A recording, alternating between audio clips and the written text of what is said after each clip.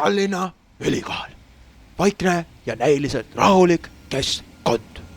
Siin algab meie kõigi teekond teadmiste maailma, sest just siin elutsevad õppejõud, erakordsed olendid, kes on aastate jooksul kohanenud keerulise keskkonnaga.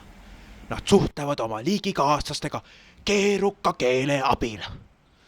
Jääge meiega, see on haruldane võimalus piiluda maailma, mida tavaliselt nähakse vaid semestri alguses. Tere tulemast Tallinna Ülikooli. Siin metsarajal liigub meie keemikust õppejõud Gert Martma, erakordne olend.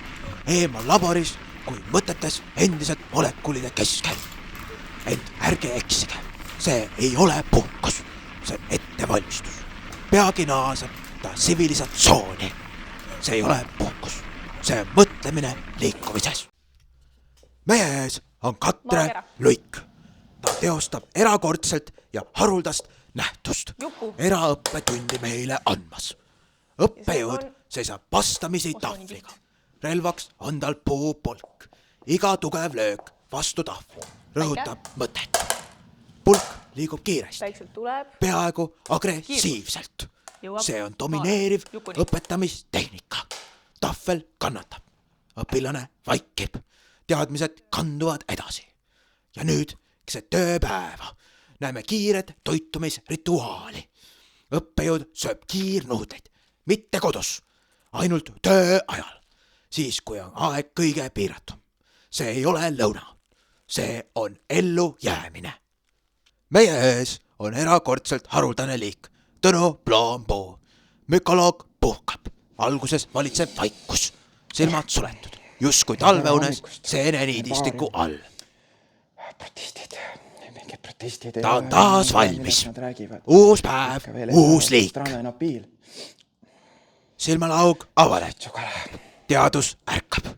Egert Vandel, õppejõud, kes tegeleb heavy metalliga. Õige must. Oleme Eestis esimesed, kes seda tegid. Ja nii ma ütlen, elagu metal! Tema liikumine rahulik, pilk keskendunud. Aga siis heli tõuseb ja energia vallandub.